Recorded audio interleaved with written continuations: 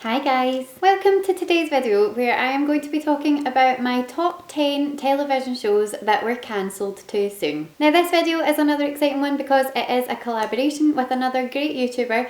This is a collaboration with Steve over at the Lawn Gnome. I'm going to link his channel in the description box down below and his version of this video. I was really excited when he approached me about collaborating on this topic, not only because it's a really great topic, but also because he is a YouTuber who I've been subscribed to for ages. He's also been subscribed to me for ages, and he posts so much regular, really great content on his channel. He posts lots of movie reviews, lots of really great movie, book and television content.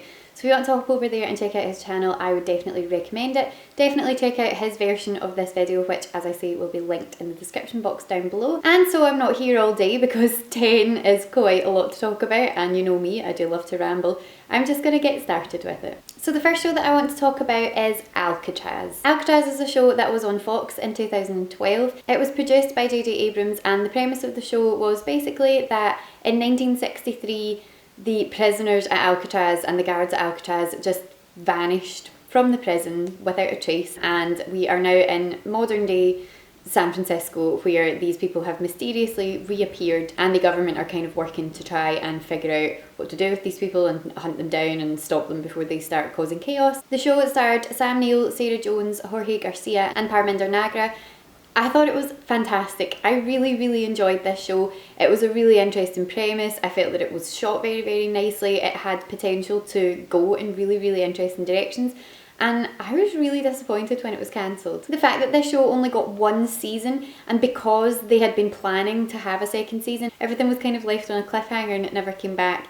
And I was really gutted about that. The second show that I want to talk about is one of my absolute all-time favourites. You guys all know this, and this is Veronica Mars. Veronica Mars is one of my favourite TV shows of all time. Kristen Bell as Veronica Mars is just one of my favourite performances of all time. I think that she plays this character so perfectly. Veronica Mars is a show that's created by Rob Thomas. It started off being shown on UPN between 2004 and 2006, and then for 2006 to 2007 it moved over to the CW. It's a show basically about a teenage detective, and when you put it like that, it doesn't give you any idea of how incredible this show is. It's got a very film noir feel to it. It's very witty, it's very cleverly written. Veronica is a very interesting, deep, complex character, and Kristen Bell just gets these nuances of this character so perfectly. She has these really quiet, sad, vulnerable moments, and then she has these really kick-ass, amazing moments. So she's incredible. She's such a great character and definitely deserved more than 3 seasons. I think that the very cult fan base that the show had has really shown that, because since the show was cancelled in 2007, they did a Kickstarter campaign and they got a movie made out of the Kickstarter campaign, and there is talks I've heard of doing like a sort of limited series, sort of like what they're doing with Gilmore Girls this November, doing a kind of like limited few extra episodes just to show you where the characters are at now, which I would absolutely love. The third show that I want to talk about is one that no one ever really talks about, which I think is a shame because I loved it, and that is Lipstick Jungle. Lipstick Jungle is a show that was written by Candice Bushnell, who wrote Sex and the City, so it came from that same sort of genre. Again, it is about 3 high-powered, very intelligent, feisty women in New York trying to balance, you know, family life and career and romantic problems and whatever, and it sounds like a very generic show in that type of genre, but I thought that it was actually really good. I thought that the script was good, I thought that the acting was very good. It starred Brooke Shields, Kim Raver and Lynsey Price, who played our 3 main characters. I love Kim Raver. I'm a massive Kim Raver fan. I think that she's such an underrated actress. If you know her from 24 as Audrey Raines, she's just one of my favourite actresses, and I think she's incredible. So that's what made me start watching this show, but I definitely think that it deserved more than 2 seasons. By the end of the second season, I felt like we'd just got into the kind of really nitty-gritty of what this story could be, and then it got cancelled, and I was really disappointed about that. I've got both seasons of this show on DVD, and I do go back and rewatch them, and I would definitely recommend checking it out if you've never seen it before and you like that kind of Sex and the City vibe of a TV show. The next show that I want to talk about is The Event. I don't know if anyone remembers this show because it was very short-lived. It only got 1 season. This show aired on NBC. It was produced by Evan Katz, who's one of the producers of 24, which made me interested to see what the show was going to be about. It was a sort of mystery sci-fi show. It starred Jason Ritter, Sarah Romer, Scott Patterson and a few other people who at this moment in time I can't remember, but it had quite a large sort of ensemble cast. But it was a really good mystery show. It had that sort of alien science fiction feel to it. This again is one of these shows that it got to the end of the first season and it was just really getting into what this show could be, and they cancelled it. The show was told in sort of 3 different time frames, and so you had flashbacks to different times in the past, trying to put together clues of what was going on in the present. And it just had so much potential, and I think that it's a shame that it was cancelled when it was. I don't really know what went wrong with that one. The next show that I want to talk about is Life Unexpected. This is a show that I talked about in one of my more recent videos, where I basically ranted and raved about how wonderful this show is. The show starred Britt Robertson, Sherry Appleby and Christopher Polaha. It was a really lovely family dynamic show. It tells the story of a girl named Lux. She's a teenager who has grown up in the foster system. She was put up for adoption when she was born because her parents were only 16 when they had her. They felt completely unprepared to raise a child and decided that the best thing to do was to put her up for adoption. Lux has grown up feeling very unloved, very unwanted. She's had a very unstable upbringing, and when she gets to the age that she's able to apply to be legally emancipated, she does. However, the courts decide that the best thing for her is to try and make things work with her birth parents. They track them down, they get her to go and sort of speak to them and see how they feel about her becoming emancipated. And then the 2 seasons from there really just explore the sort of building of this relationship between these 3 characters and what it means to these 2 adults who are no longer in each other's lives to be brought back together by this child that they never expected to have to be looking after. And it's really lovely. I would have loved for this show to get one more season, because by the end of the second one, they're really just getting properly into this mode of existing together and finding their feet with each other. So I think just one more season to see them in a more sort of settled space would have been really lovely. The next show that I want to talk about is one that I understand why it ended when it did, but that doesn't mean that I don't still miss it. That is Ugly Betty. Now, Ugly Betty was one of these shows that when it came on the scene to begin with, it was just this like phenomenon, and for the first 1 or 2 seasons it was massive.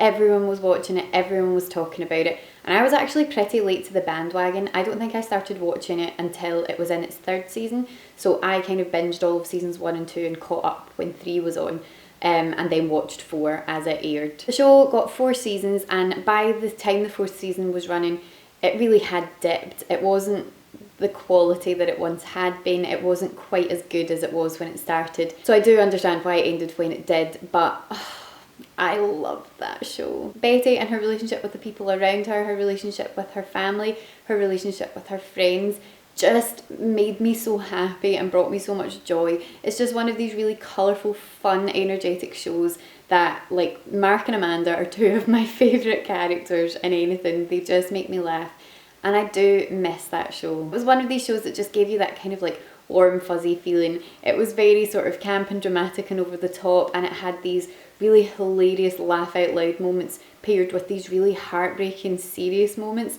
and it flowed so effortlessly between these. It was genuinely one of these great examples of a sort of dramedy where it has excellent examples of both the dramatic stuff and the comedic stuff put together, and I think it was wonderful, and I'm sad that it didn't get at least 1 more season. It wouldn't be a video from me if I didn't mention Being Erica. Being Erica is one of my favourite shows of all time. I'm not going to spend a great deal of time talking about it here because I've mentioned it in so many videos that I'm sure if you've been on my channel before, you'll have heard me talk about it. It's a Canadian TV show starring Erin Carpluck, which was basically a sort of time travel therapy show. This fictional drama about this woman, her name is Erica Strange. She's in her early 30s and feels like her life is just not gone the way that she wants it to go. She then finds herself in a situation where she meets this man. His name is Dr. Tom, and he offers her this very unique approach to therapy. Enter the time travel aspect of the show.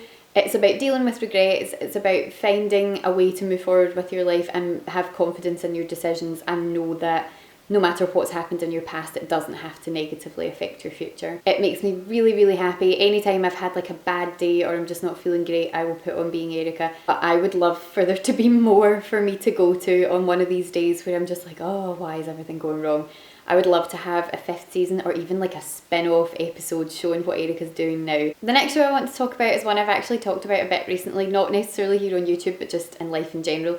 And that is Flight of the Conchords. I have been watching Crazy Ex-Girlfriend, which I absolutely love, and I've been kind of comparing some of the musical elements of that to Flight of the Conchords recently, which is why it was in my head when I sat down to plan this video. I loved Flight of the Conchords. It has a very special place in my heart because me and two of my best friends used to sit and just watch episode after episode after episode of this on nights in when we were at uni. We would just sort of sit down and put like a whole bunch of snacks in front of us and rewatch Flight of the Conchords because we knew all of the songs so well. We loved the characters. It always made us laugh, and it just is one of these shows that has this really lovely nostalgic feel for me. Flight of the Conchords aired on HBO and it only got 2 seasons. It did not return for a third, and that made me really sad because I would have loved, again, to just have a few more songs, a few more examples of Brett and Jermaine just doing their thing, because anytime I go back and rewatch it, it puts a smile on my face.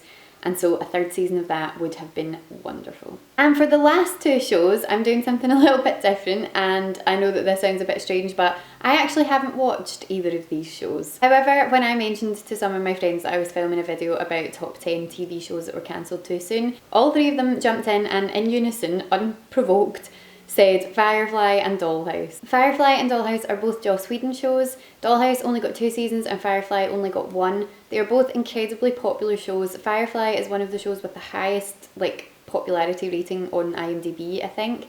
Or it's one of these shows that's rated very, very highly anyway. So the fact that it only got 1 season seems like a real shame. So I thought that I would add these 2 in to round off my top 10. Firstly, to honour my pals who love these shows and say that they are fantastic, but also because they are shows that I plan to watch at some point soon, and given the reaction that my friends have to them, I feel that I am going to completely agree. So that's it for my top 10 TV shows that were cancelled too soon. As I mentioned at the start of this video, this is a collab video. I'm going to link in the description box down below the other video or videos in this collaboration that you can go and check out, so please do. Thank you so much for watching. Let me know in the comments down below what some of your TV shows that you think were cancelled too soon were, shows that you wish had got at least another series or another few episodes. If you enjoyed this video, please give it a thumbs up, and if you would like to see more from me, remember to hit that subscribe button. Thanks again for watching, guys. I hope that you're all well, and I will speak to you again soon. Bye! In fact, I might just say just now, if you would like to ask me a question, leave it in the comments down below. If I get enough of them, then I will make it into a Q&A video where I actually sit and answer